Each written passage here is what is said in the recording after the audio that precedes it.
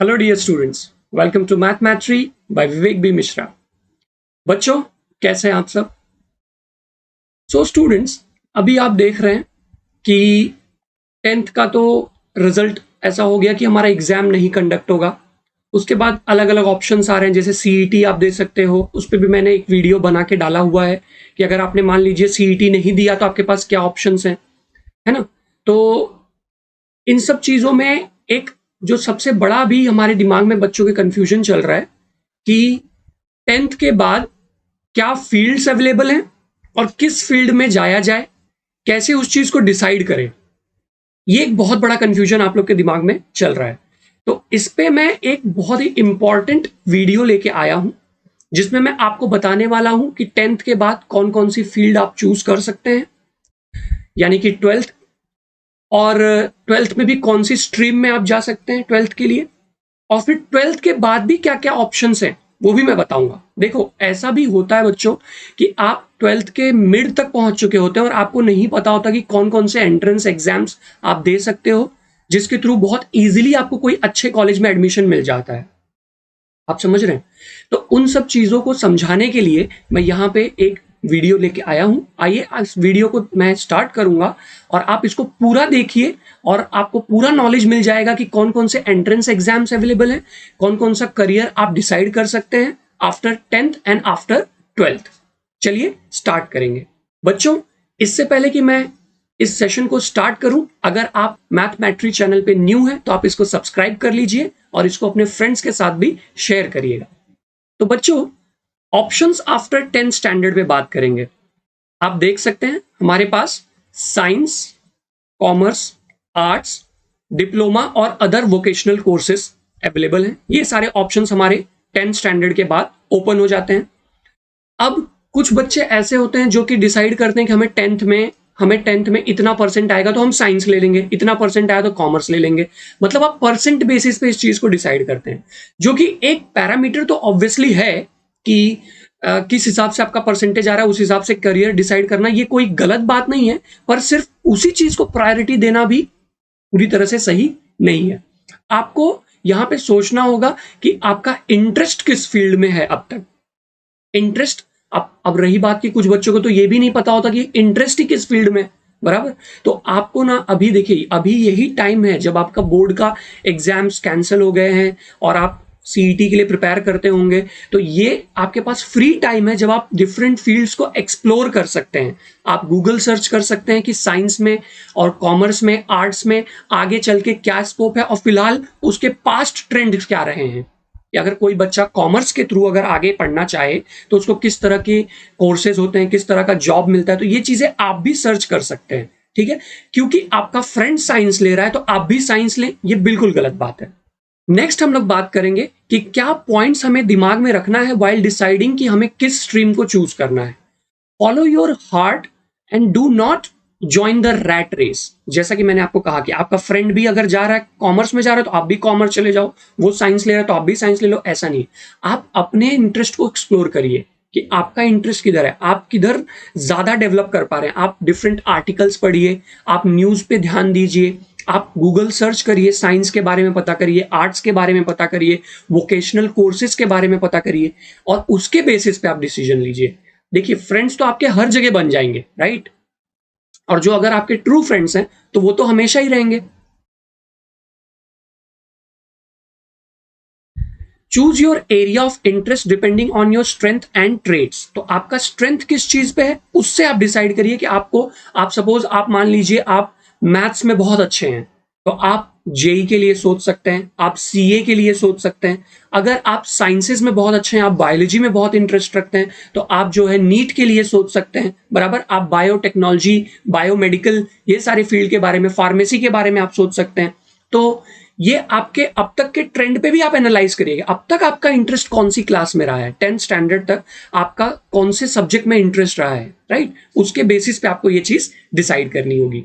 Do not look for the lucrative options, rather make your area lucrative for you. मतलब आप जैसे देखें कि आपका एक फ्रेंड है, वो तो आप फ्रेंड नहीं, चलिए आपका कोई सीनियर है जिसने कि इंजीनियरिंग किया और वो बहुत पैसे कमा रहा है, राइट? ऐसा ज़रूरी नहीं कि फिर आप भी इंजीनियरिंग कर लेंगे तो आप भी बहुत पैसे कमा लेंगे, ऐसा नहीं। आप जो फील्ड चूज़ कर रहे हैं, उसमें आप पहले अपनी महारत हासिल करिएगा, राइट? आप अपने आप को उसमें डेवलप करिए, आप अपने को अच्छे से नॉलेज गेन करिए, तब वो फील्ड आपको रिटर्न्स देगी, राइट? तो ऐसा नहीं कि किसी एक को बहुत फायदा हो गया कोई चीज़ में, कोई बच्चे ने जिसने बीए किया, बीए करने के बाद उसने कोई और अच्छा कोर्स कर लिया, उसके बाद उसको बहुत पैसे मिल रहे हैं, बहुत अच्छा जॉब मिल गया, तो ये हर किसी के लिए पॉसिबल नहीं है। उसके लिए मेहनत करने की जरूरत होती है, तो वो इंपॉर्टेंट क्राइटेरिया है, ठीक है? Do not take into account money here. जैसा कि मैंने आपको कहा कि पैसे पैसे देख के आप ये मत डिसाइड करो, किसी और के पैसे, राइट? कि कोई बहुत पैसे कमा रहा है तो आप भी कमा लोगे, ऐसा जरूरी नहीं होता है। ये आपने अपने अंदर कितने स्किल्स डेवलप किए हैं, उस चीज पे ये चीज निर्भर करती है कि आप आगे चल के कितने सक्सेसफुल होंगे, और पैसा तो फिर आएगा ही।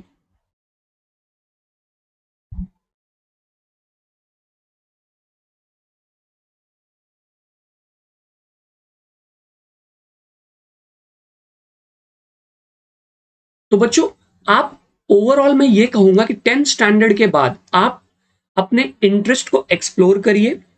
आप सोचिए कि आपको किस में ज्यादा इंटरेस्ट है। अगर आपको साइंस में इंटरेस्ट है तो आप डेफिनेटली साइंस में जा सकते हैं। बहुत अच्छा स्कोप है साइंस में आगे चल के, हमेशा बहुत अच्छा स्कोप रहेगा, और अभी भी, पहले भी रहा है।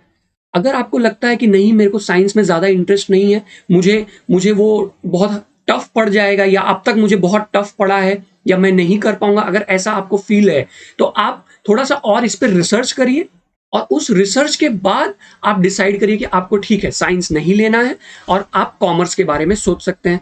तो कॉमर्स भी उतना ही अच्छा फील्ड है, बहुत बहुत सारे ऑप्शंस हैं। मैं तो ये कहूंगा कि कॉमर्स में साइंस से ज्यादा ऑप्शंस हैं, समझ रहे हैं? जॉब अपॉर्चुनिटीज भी बहुत ज्यादा है उसमें भी, आगे चल के करियर ग्रोथ भी बहुत अच्छा है। आप इंडिया में कोई भी कंपनी के बहुत टॉप पोजीशन पे जा सकते हैं, आपको फॉरेन में जॉब मिल सकता है, तो सारी चीजें अवेलेबल है। आर्ट्स भी काफी अच्छी फील्ड है बच्चों, आप डिप्लोमा में भी जा सकते हैं, ठीक है? तो डिप्लोमा के थ्रू आप, जैसे आपको मान लीजिए आपको आगे चल के इंजीनियरिंग करना ये डिसाइडेड है, तो आप फिर डिप्लोमा कर लीजिए। आप सीएस से डिप्लोमा कर सकते हैं, बहुत अच्छी फील्ड है। आप जो है मैकेनिकल से डिप्लोमा कर सकते हैं, बहुत अच्छी फील्ड है ना? तो आप डिप्लोमा के थ्रू भी आगे जा सकते हैं, ठीक है बच्चों? आप डिप्लोमा इन फार्मेसी भी कर सकते हैं, अगर आपको डिसाइडेड है कि आगे चल के आपको फार्मेसी करना है, बैचलर इन फार्मेसी, या आपको कोई मेडिकल स्टोर या किसी छोटी कंपनी में आपको स्टार्टिंग जॉब चाहिए। अगर आपका ये क्राइटेरिया कि आपको आगे चल के जॉब करना है, आपका फाइनेंशियल कंडीशन आगे चल के बहुत स्ट्रांग नहीं है, तो आप डिप्लोमा इन फार्मेसी कर लीजिए, बहुत बढ़िया फील्ड है।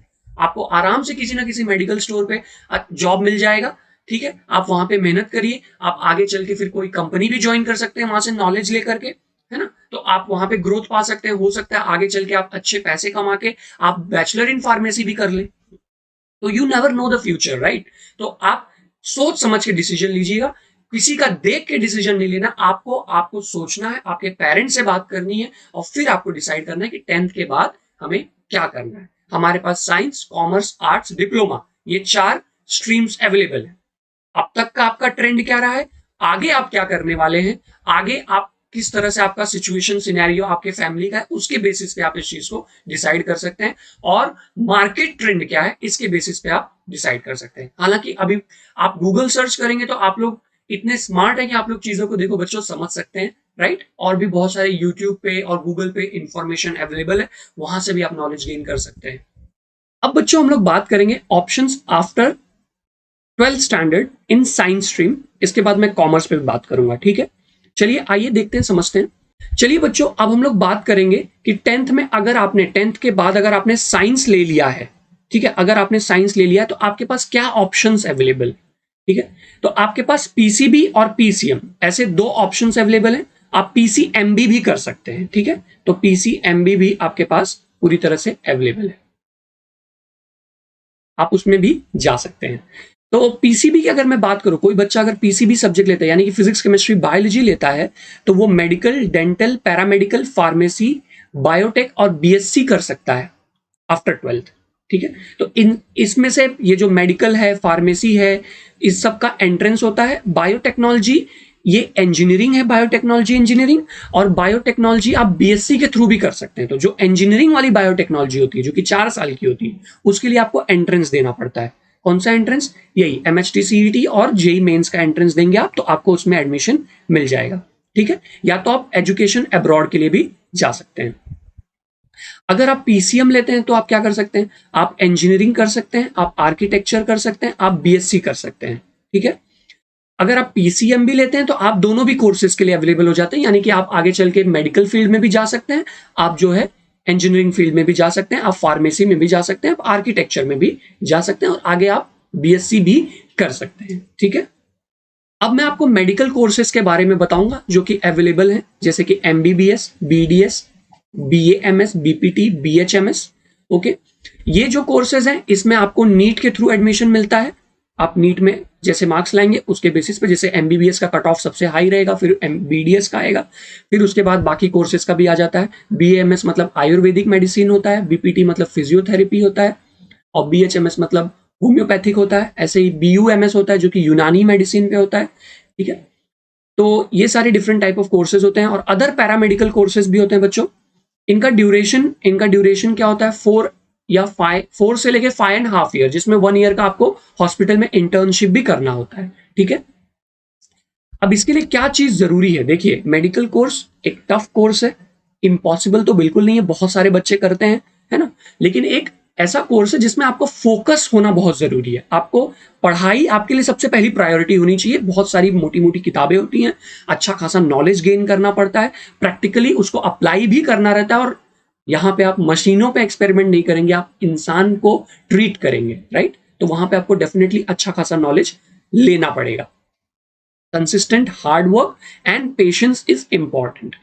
फिर उसके बाद फर्दर आप आगे क्या कर सकते हैं? मान लीजिए आपने एमबीबीएस, बीडीएस, बीएमएस कुछ भी इसमें से एक कोर्स किया, तो आप आगे क्या कर सकते हैं?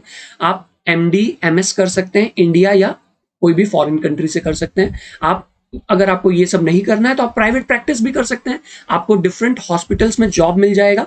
ठीक है, अच्छी खासी सैलरी स्टार्टिंग हो जाती है वहां पे, और आप अपना फिर उसके बाद एक छोटा सा क्लिनिक भी खोल सकते हैं, और वहां से भी आप प्रैक्टिस कर सकते हैं, अपने नॉलेज को और निखार सकते हैं।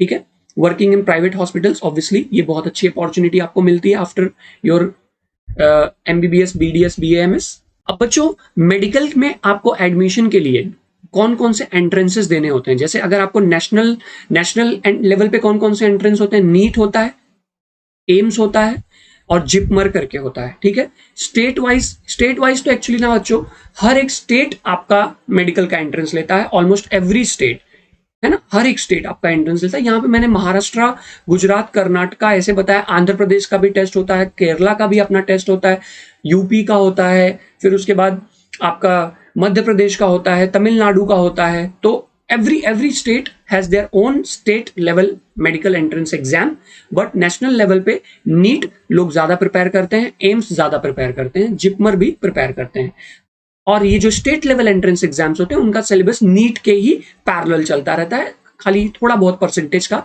डिफरेंस हो सकता है। अब मैं इंजीनियरिंग कोर्सेज के बारे में बात करूंगा, तो इंजीनियरिंग, अब बच्चों मैं इंजीनियरिंग कोर्सेज के बारे में बात करूंगा, तो इसमें आपके पास बीटेक की डिग्री अवेलेबल है। ठीक है, इसको आप 12th के बाद आप इसका एंट्रेंस एग्जाम देते हैं। इसका ड्यूरेशन है 4 ईयर्स, एक्चुअली हाफ ईयर का कोई आपको कंपनी में इंटर्नशिप करना पड़ सकता है। ठीक है, it takes a reasonably good analytical approach, a bent towards technical and operational know-how and set of logical skills।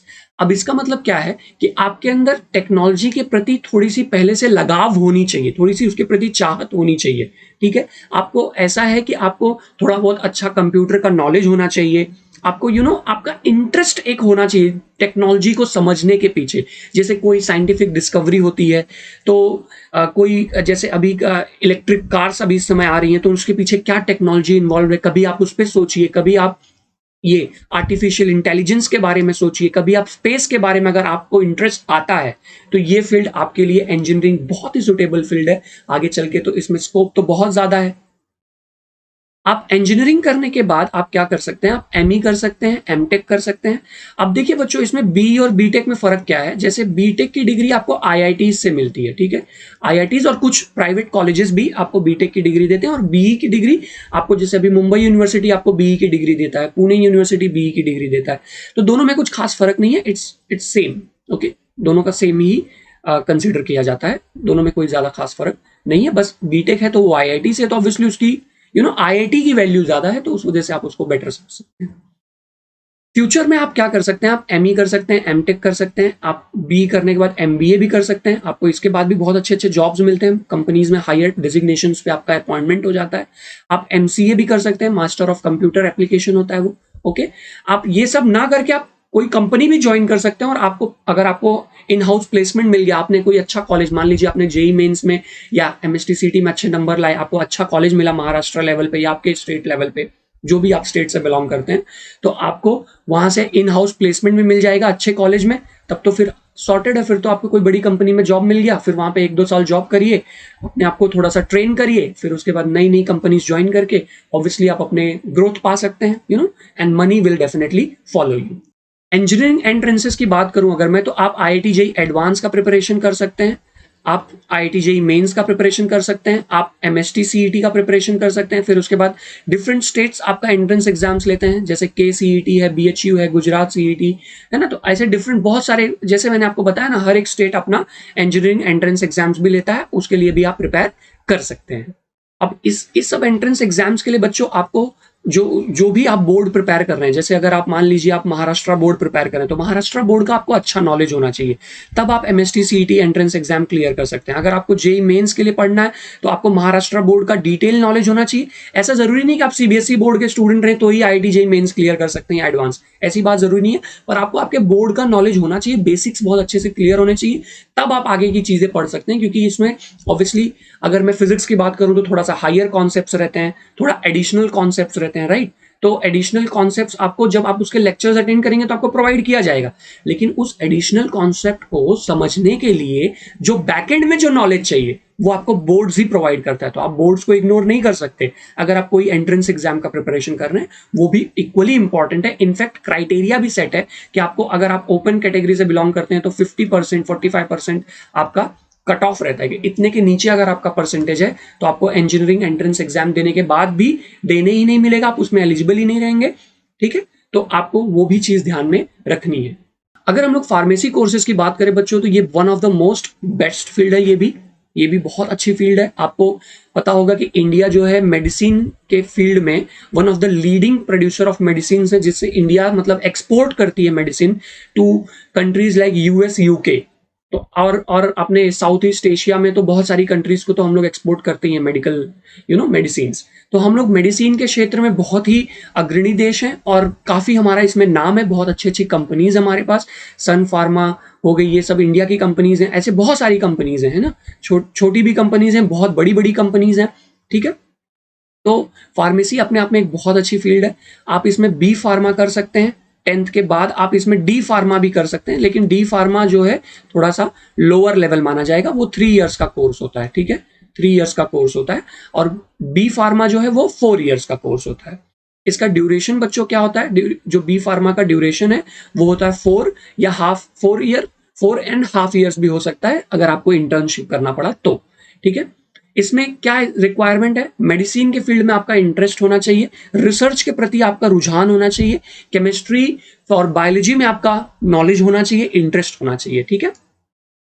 आगे चल के आप एम फार्मा कर सकते हैं, एमबीए इन फार्मा कर सकते हैं, एमबीए बायोटेक कर सकते हैं, और एक बहुत ही बड़ी अच्छी कंपनीज को आप ज्वाइन कर सकते हैं, उसके रिसर्च विंग में जा सकते हैं, प्राइवेट फार्मास्यूटिकल आउटलेट्स भी आप ओपन कर सकते हैं। यानी कि जैसे आपको अपनी खुद की एजेंसी ओपन करनी है तो आपके पास बी फार्मा की डिग्री होनी चाहिए। अगर आपको हॉस्पिटल में अच्छे फार्मासिस्ट के पोजीशन पे आपका अपॉइंटमेंट होना, अगर आप करना चाहते हैं, खुद को ज्वाइन करना चाहते हैं, तो आपके पास बी फार्मा की डिग्री होनी चाहिए। आप अपना मेडिकल स्टोर भी ओपन कर सकते हैं। और बच्चों, एक बहुत मस्त इसमें बात यह है कि अगर आप बी फार्मा करते हैं तो आप गवर्नमेंट जॉब भी पा सकते हैं, आप ड्रग इंस्पेक्टर भी बन सकते हैं। तो काफी अच्छी फील्ड है, बहुत सारी अपॉर्चुनिटी है इस फील्ड में, ठीक है। लेकिन अब यही बात है कि आपको इसके लिए आपके एंट्रेंस एग्जाम, यानी कि अगर मैं महाराष्ट्र के एक एंट्रेंस एग्जाम की बात करूं तो एमएसटी सीईटी में आपको अच्छे मार्क्स से अच्छे कॉलेज को ज्वाइन करना होगा, ठीक है। तो अब जैसे कि बात रही कि सर कौन सा कॉलेज अच्छा है, तो उस पर भी मैं एक वीडियो लेके आने वाला हूं। तो डेफिनेटली उसमें मैं आपको इंजीनियरिंग, मेडिकल, फार्मेसी के अच्छे कॉलेजेस के बारे में बताऊंगा। अब बच्चों, आप फार्मेसी के लिए कौन से एंट्रेंस एग्जाम्स दे सकते हैं? आप जो है एनएमआईएमएस एनपैट दे सकते हैं। फिर आप ये फार्मेसी का एग्जाम है RUHS, Rajasthan university of health sciences. फिर उसके बाद छत्तीसगढ़ प्रोफेशनल एग्जामिनेशन बोर्ड। फिर उसके बाद उत्तराखंड टेक्निकल यूनिवर्सिटी का एग्जाम दे सकते हैं आप। Manipal academy of higher education आप दे सकते हैं। मणिपाल एक अच्छा इंस्टीट्यूट है। और बच्चों, ये जो नरसी मोंजी इंस्टीट्यूट है, ये भी काफी अच्छा इंस्टीट्यूट है। तो आप इसके भी एंट्रेंस एग्जाम, पर्सनली ये लोग अपना खुद का एंट्रेंस एग्जाम कंडक्ट करते हैं, आप उसको दे सकते हैं। इसके बाद जो है टीएस ईएएम सीईटी होता है, जवाहरलाल नेहरू टेक्नोलॉजिकल यूनिवर्सिटी। फिर उसके बाद जो है आंध्र प्रदेश की यूनिवर्सिटी से होता है ना। फार्मेसी का एंट्रेंस एग्जाम ओडिशा से होता है, महाराष्ट्र से तो एमएसटी सीईटी होता ही है डेफिनेटली, है ना। तो आपकी कोशिश ये होनी चाहिए बच्चों की आप अच्छा नंबर लाएं, ये एक इंपॉर्टेंट क्राइटेरिया। उसके लिए आपको बोर्ड्स लेवल का अच्छे से पढ़ाई करना है, और फिर आपको सीईटी के लिए भी अच्छे से पढ़ाई करनी है। सीईटी के लिए कम से कम 4 महीने आपको डेडिकेट करने होंगे खुद को, अलॉन्ग विथ बोर्ड्स, ठीक है। इसके बाद बच्चों, जो एक फील्ड बहुत सारे बच्चे चूज करते हैं वो है आर्किटेक्चर का कोर्स, ठीक है। आर्किटेक्चर का कोर्स जो है क्या होता है, bachelor of architecture, bachelor of design, ये 5 या 5.5 ईयर का कोर्स होता है। इसके लिए हाईली क्रिएटिव माइंड होना चाहिए एंड इनहेरेंट, इसके लिए बच्चों एक हाईली क्रिएटिव माइंड होना चाहिए, an inherent interest and mental bent in designs and perseverance होना चाहिए। मतलब आपको डिजाइन के प्रति लगाव होना चाहिए, आपको डिजाइनिंग के कोर्सेस जो है थोड़ा बहुत उसका नॉलेज होना चाहिए, ड्राइंग के प्रति इंटरेस्ट होना चाहिए, ठीक है। आप इसमें फर्दर मास्टर्स कर सकते हैं, एमएस कर सकते हैं, आप अब्रॉड से प्राइवेट प्रैक्टिस भी कर सकते हैं। इसमें आप खुद का बिजनेस भी स्टार्ट कर सकते हैं अलॉन्ग, जैसे मैंने बात किया फार्मेसी में आप खुद का बिजनेस स्टार्ट कर सकते हैं, तो इसमें भी आप अपना बिजनेस आसानी से सेट कर सकते हैं, ठीक है। बच्चों, अब बात करेंगे कि आर्किटेक्चर के लिए कौन से एंट्रेंस एग्जाम्स हैं। तो नेशनल लेवल पे नाटा दे सकते हैं आप, NATA national aptitude test in architecture, JEE mains आप दे सकते हैं। फिर उसके बाद Hindustan institute of technological and engineering entrance exam. फिर उसके बाद common entrance exam for design. ये सारे नेशनल लेवल पे एंट्रेंस एग्जाम्स होते हैं जिनका सिलेबस ऑलमोस्ट जेई मेंस जैसा ही होता है, नाटा जैसा ही सिलेबस होता है हर एक एग्जाम का, ठीक है।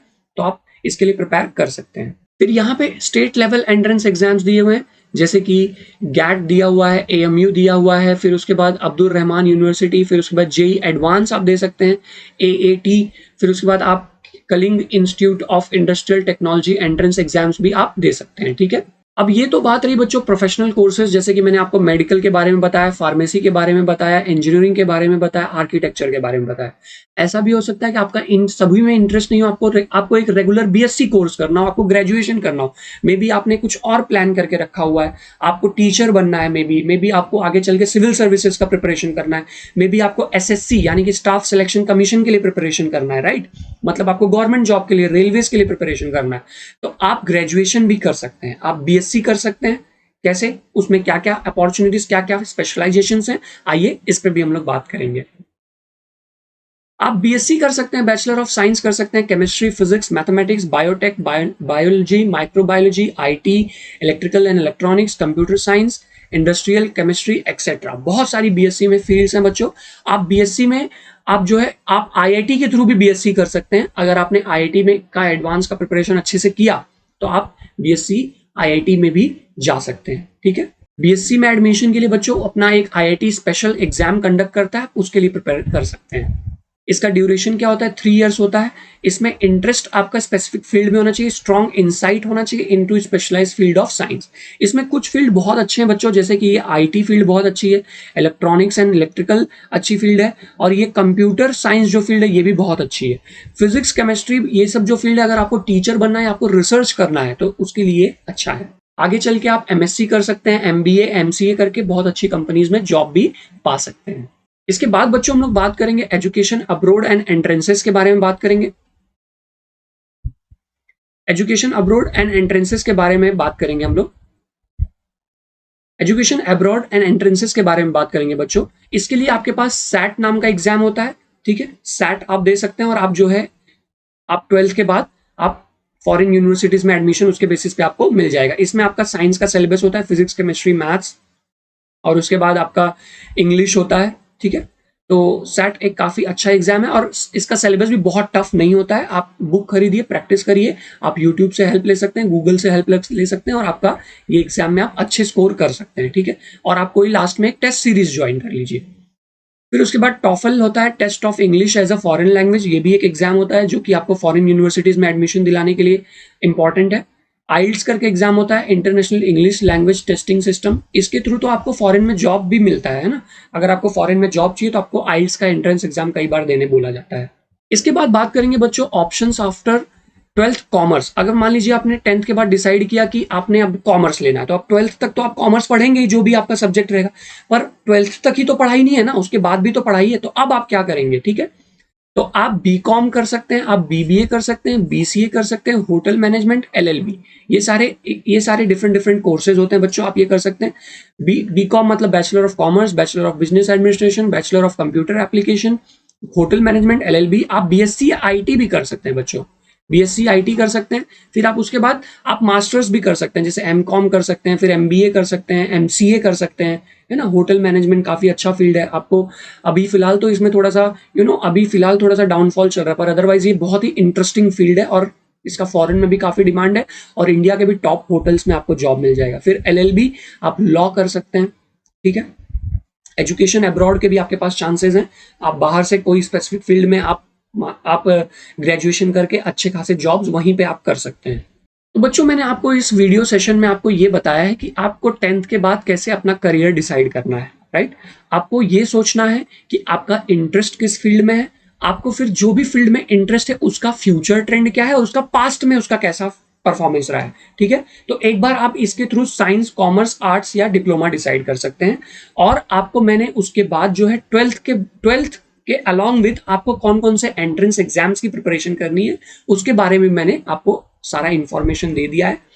बच्चों मेक श्योर करिए कि आप अच्छे से पढ़ें, आप 11th स्टैंडर्ड को लाइटली ना लें और आप 12th के लिए सीरियसली होकर पढ़ें। 11th स्टैंडर्ड को भी उतना ही सीरियसली पढ़ें, क्योंकि जो बच्चे 11th में अच्छे से नहीं पढ़ते हैं उनको 12th में डबल मेहनत करनी पड़ती है, बहुत मेहनत करनी पड़ती है।